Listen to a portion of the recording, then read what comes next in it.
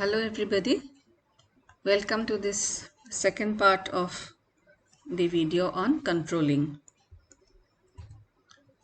Let us talk about requirements for effective control.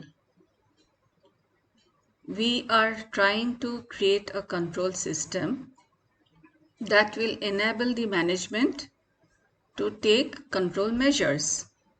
So basically we want corrective actions to be taken, and for this the control mechanism must be effective.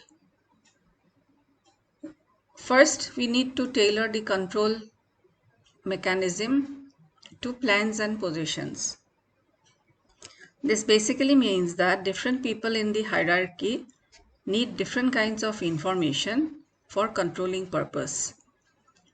So, the information that is required by the general manager of a company is definitely different than what is required by the floor manager, and hence information has to be given accordingly.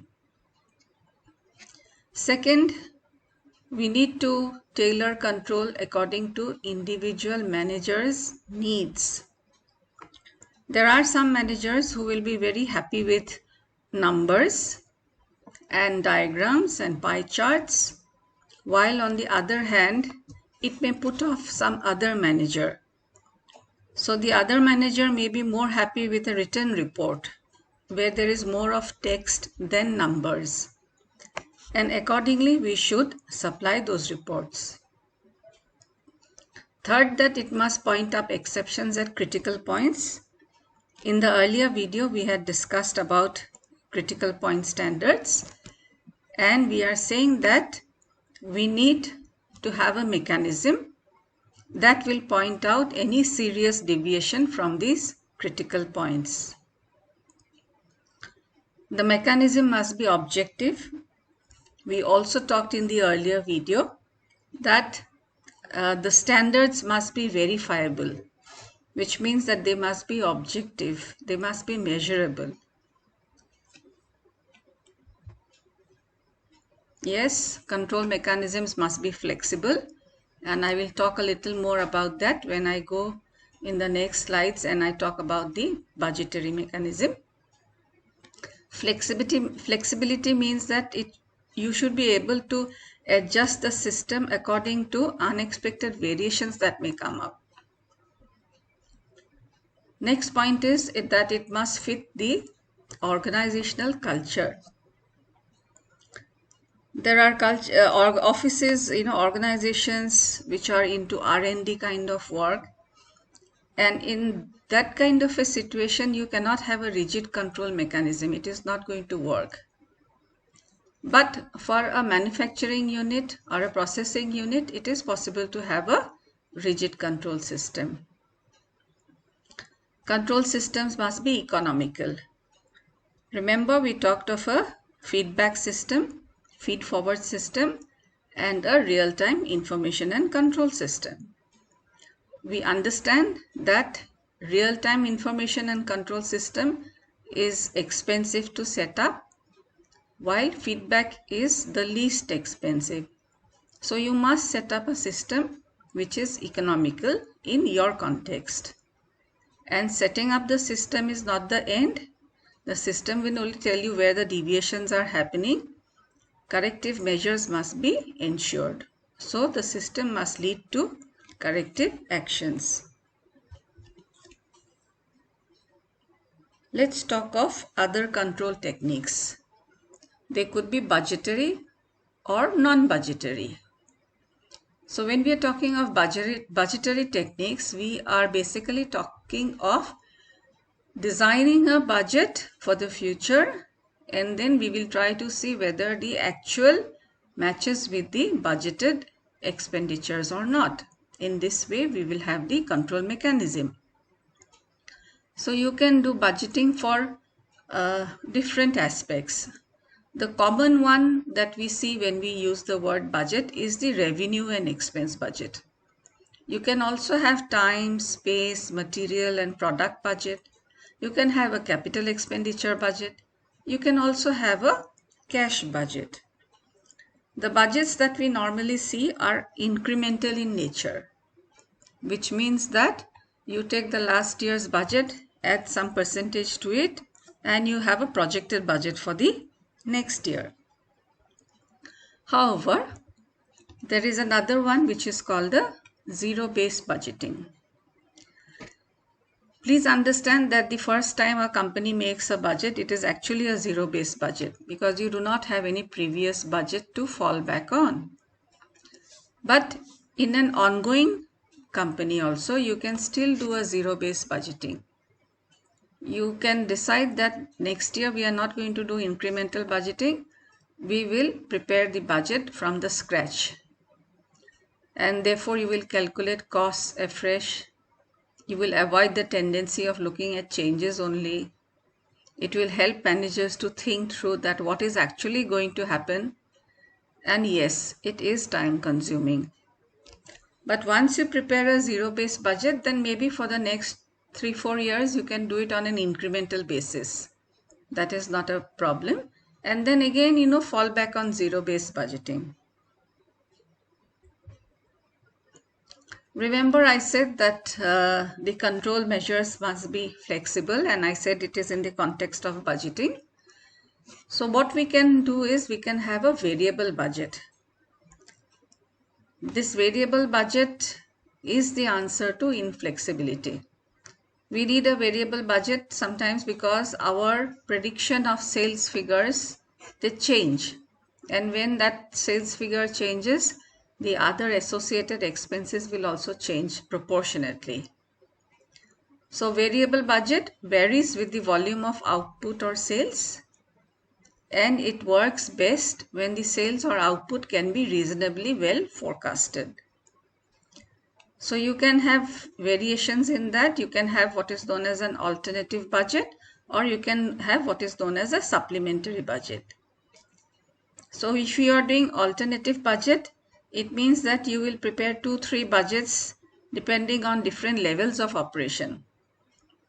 So you will have one budget which is for a sales of 10,000 crores, and maybe another budget for sales of 15,000 crores, another budget for sales of 20,000 crores. And depending on what is the sales that is likely to happen, you are going to use that budget for your control measure.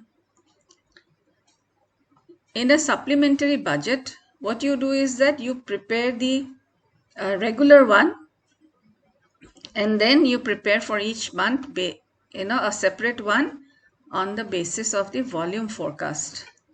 So like if you have made a budget for 24,000 crores of sales, which means that basically for each month we are anticipating 2,000 crores of sales, and then when it changes, all right, each month you can do a small change based on this change of sales. So in this manner, you can do away with the inflexibility. There are dangers in budgeting. Number one is over budgeting. Over budgeting means you have budgeted till the details, micro level. When you make this micro level heads, then your money is allocated to each of these heads.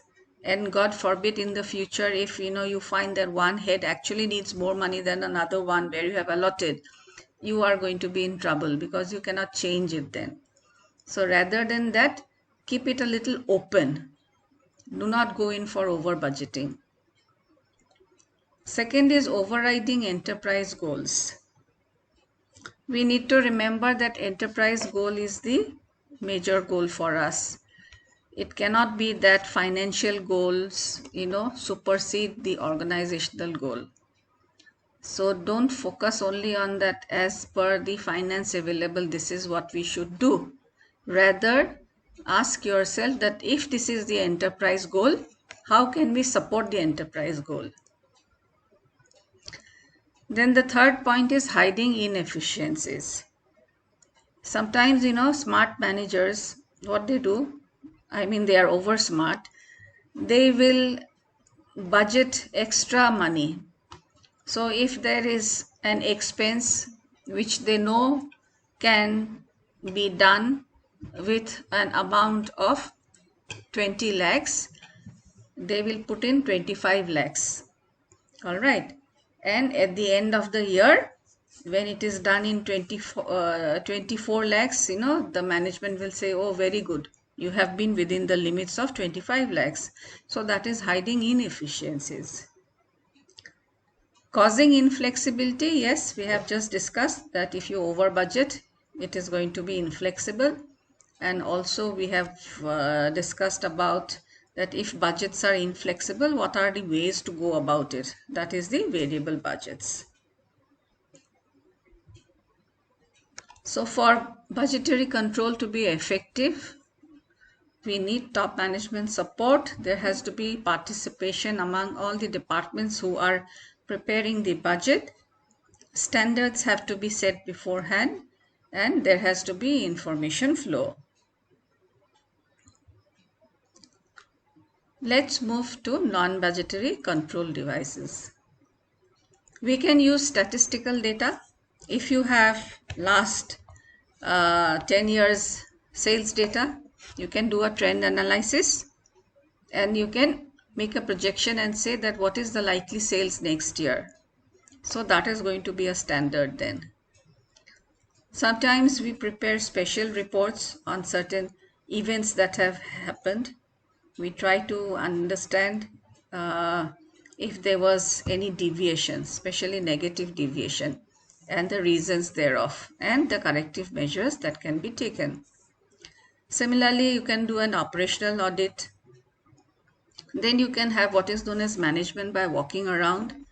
This is a very interesting concept, is that the manager should not be controlling the organization by just sitting in his chamber. You must make random visits across the organization to find out what is happening. Then you can do return on investment.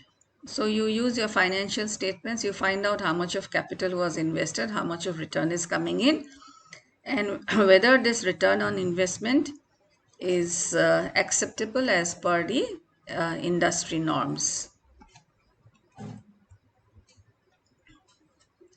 Two more words we use. One is called a direct control and one is called the preventive control. Direct control involves tracing the cause of unsatisfactory result back to the person responsible for it and getting them to correct their practices. While preventive control believes that higher the quality of managers and their subordinates, the less will be the need for direct control. You can very well relate it with the terms feedback and feed forward. So direct control is feedback and preventive control is feed forward. Both of them have their own set of assumptions. So the assumptions of direct control are that performance can be measured, personal responsibility exists, time expenditure is warranted, mistakes can be discovered in time, and the person responsible will take corrective steps.